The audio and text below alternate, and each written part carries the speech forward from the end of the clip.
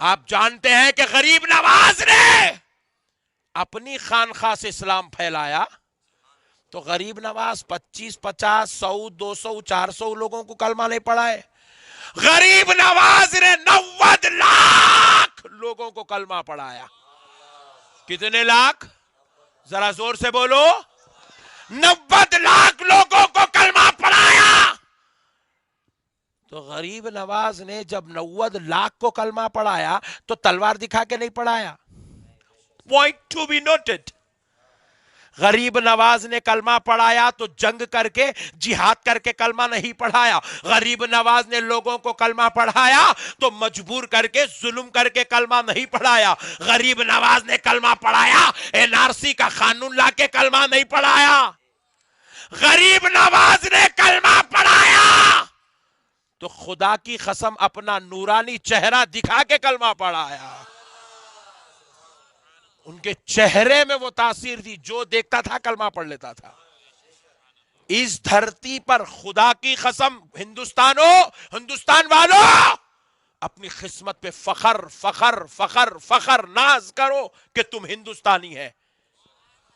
کون ہے تم؟ زور سے بولو اور زور سے بولو.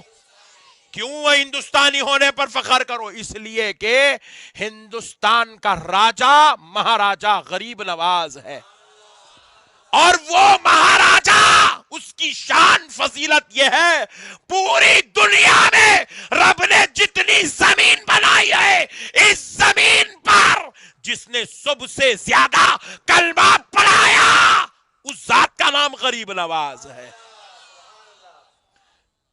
غریب نواز اتنا کلمہ پڑھا اتنا کلمہ پڑھا اتنا کلمہ پڑھا ہے کہ ان کے جیسا کلمہ پڑھانے والا اب تک یہ دھرتی پہ پیدا ہی نہیں ہوا. پڑھنے والا پیدا نہیں ہوا, پڑھانے والا تو چھوڑ دو آپ. 90 لاکھ لوگوں کو کلمہ پڑھایا غریب نواز نے. غریب نواز کو دین کا جھنڈا گاڑنے بھیجا, لوگوں کو کلمہ پڑھانے بھیجا.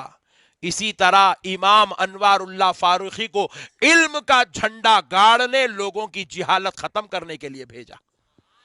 پیارے بزرگ اور دوستو, یہ مدرسہ قائم ہوئے ہندوستان میں لگ بھگ 150 سال ہو گئے. کتنے سال؟ 150 سال. اس سے پہلے درس نظامی کا مستند کوئی جامعہ کوئی مدرسہ کوئی دارالعلوم بہترین انداز میں کچھ نہیں تھا. جب حدیث کی کتاب ہی نہیں تھی, حدیث کی کتاب آئی 200 سال ہوا. تفاسیر پڑھے جانے لگے 150 سال 200 سال ہوا. پھر آپ ذرا غور کریں, ہندوستان میں اسلام آیا 800 سال ہو گئے, حدیث آئی 200 سال ہوئے, تفسیر آئی 200 سال ہوئے, فقہ کی کتابیں آئی 200 سال ہوئے. تو پھر جب یہ 200 سال سے علم ہے تو پھر اس سے پہلے جو 600 سال کے مسلمان تھے,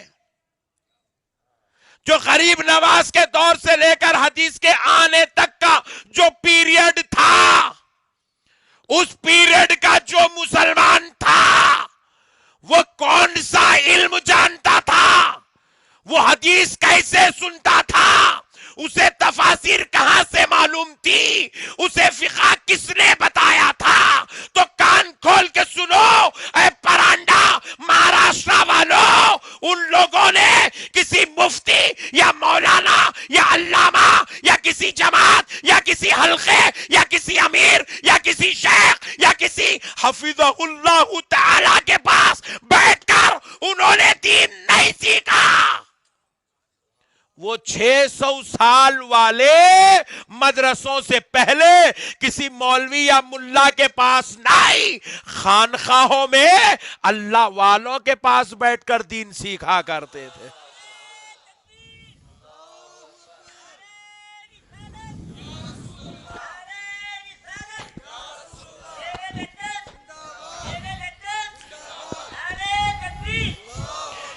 اس لیے ایک جملہ میرا لکھ لو کورے کاغذ پر, سینہ ٹھوک کر کہتا ہوں, ہم درسی مسلمان نہیں ہیں.